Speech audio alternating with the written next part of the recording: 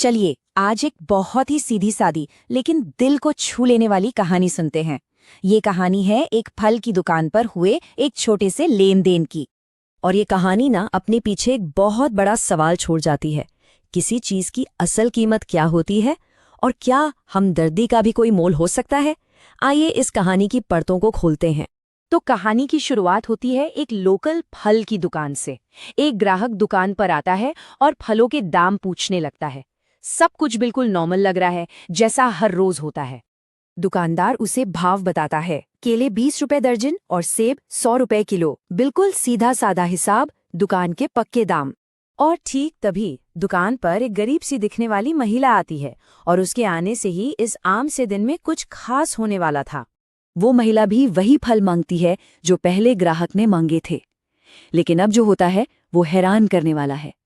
दुकानदार उसे भाव बताता है, केले सिर्फ 5 रुपए दर्जन और सेब 25 रुपए किलो। सोचिए, एक ही दुकान, वही फल, पर दाम में इतना बड़ा फर्क।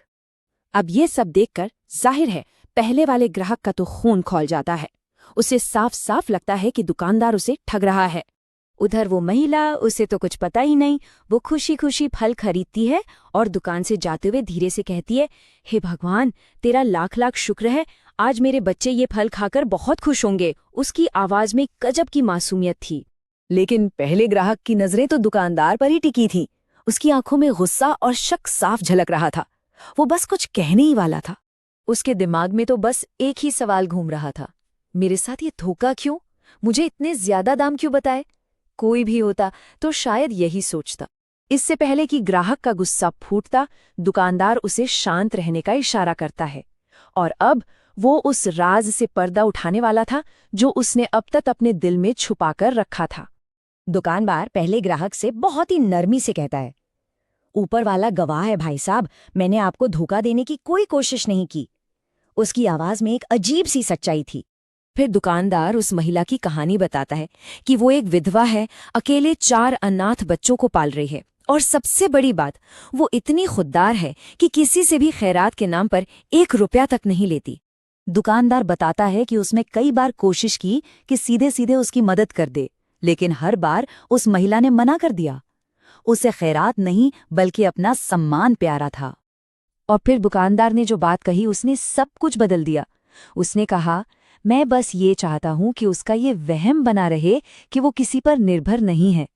ये मदद करने का एक ऐसा तरीका था जिससे उस महिला का आत्मसम्मान भी बना रहे।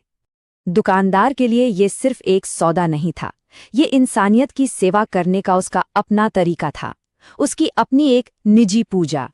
उसकी सोच और भी गहरी थी। वो कहता है, मैं तो बस इस तरह से भगवान के बनाए हुए लोगों की पूजा कर लेता हूँ। उसके लिए सेवा ही सबसे बड़ी भक्ति थी। दुकानदार ये भी बताता है कि ये कोई एक दिन की बात नहीं है। वो महिला हफ्ते में बस एक बार उसकी दुकान पर आती है। और बात यहीं नहीं रुकती। दुकानदार का एक गहरा यकीन है। वो कहता है, भगवान गवाह है, जिस दिन वो मेरी दुकान पर आती है उस दिन मेरी बिक्री अपने आप बढ़ जाती है। उस दिन परमात्मा मुझ पर कुछ ज्यादा ही मेहरबान हो जाता है। दुकानदार की ये सारी बातें सुनकर पहले ग्राहक का सारा गुस्सा, सारा शक मानो पिघल सा गया। उसकी पूरी सोच ही बदल गई। उस ग्राहक की आंखों में आंसू भर आए। जिन आंखों में थोड़ी देर पहले गुस्सा था, अब उनमें सम्मान और शायद थोड़ी शर्मिंदगी के आंसू थे। वो बिना एक शब्द कहे आगे बढ़ता है और दुकानदार को गले लगा लेता है। अब कोई शिकायत नहीं थी, कोई सवाल नहीं था। वो चुपचाप अपने फल खरीदता और वहां से चला जाता है। तो ये कहानी हमें सच्ची मदद का असली मतलब सिखाती है।